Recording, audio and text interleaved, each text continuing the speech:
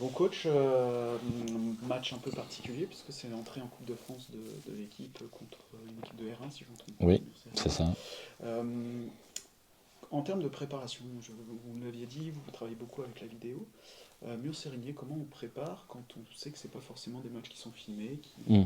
c'est un peu plus dur, on va dire, de s'y rendre. Comment on prépare une R1 quand on est en Coupe de France? Bah, c'est vrai que c'est compliqué de montrer des vidéos parce qu'on n'a pas.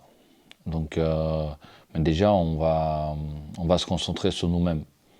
Donc, on sait que les matchs de Coupe de France, c'est très spécial.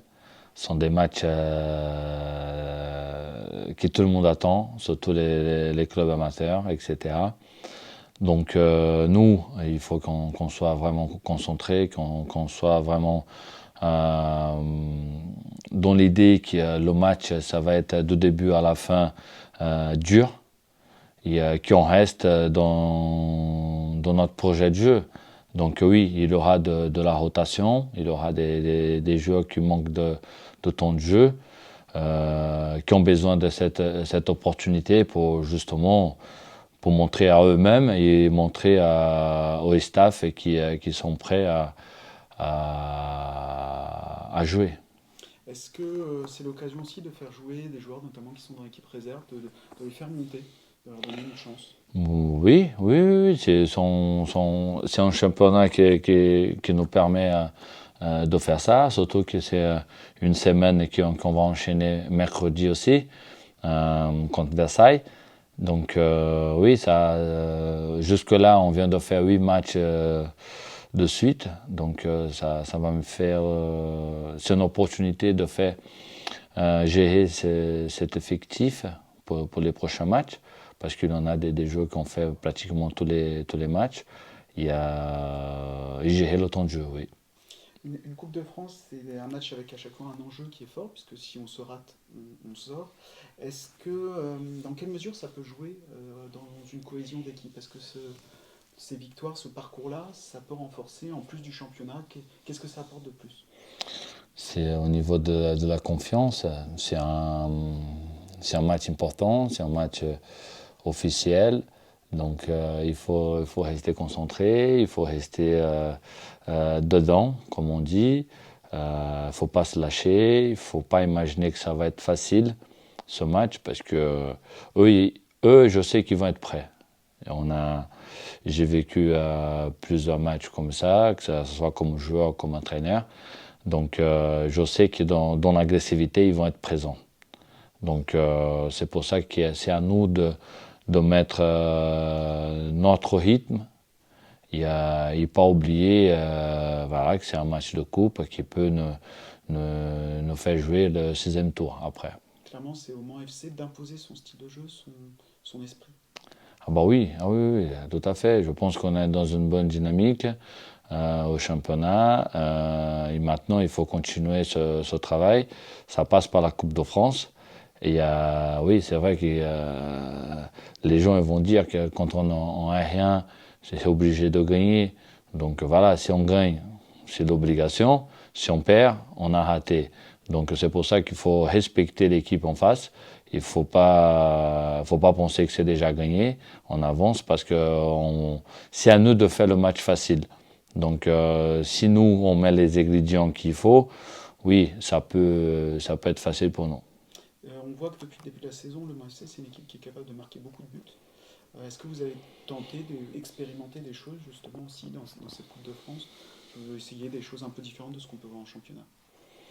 Essayer des choses différentes, non, mais des joueurs différents, oui. Après, oui, c'est vrai que des plusieurs matchs, on essaye depuis le début de saison, on va dire qu'on essaie de jouer vers l'avant. Et c'est ça qu'on demande, c'est ça que le staff demande aux joueurs. Donc je suis content qu'à domicile, surtout, ça marche très bien. À l'extérieur, un peu moins, mais je pense que ça va venir. Ça va venir parce que les joueurs ils commencent à se connaître. Il a des jeux combinés qui est en train de sortir. Et non, je suis content. L'an dernier, vous nous aviez dit en Coupe de France, vous mettez le deuxième gardien en avant. vous restez sur cette... Oui. Qu'est-ce que vous attendez d'Ewen après un an? Evan. Evan, un an après, qu'est-ce que vous attendez en fait comme progression? Qu'est-ce que vous attendez? Non, Evan, j'ai plein confiance en lui. Déjà, c'est un leader dans l'effectif. J'apprécie beaucoup son rôle.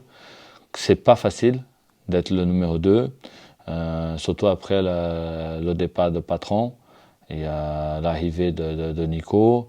Donc, c'est pas facile. Mais c'est un bosseur, c'est une personne dans le vestiaire, il est très important pour moi parce qu'il est toujours en train de motiver, en train de parler avec tout le monde. Donc, je connais très très bien. C'est pour ça que je vais le valoriser avec les matchs de Coupe de France parce que c'est un joueur qui mérite. Ça va être aussi l'occasion d'enchaîner un petit peu les matchs, parce que vous avez joué samedi, vous repartez mercredi. Est-ce que ça bouscule un peu l'organisation ou au contraire, vraiment enchaîner, c'est une bonne chose?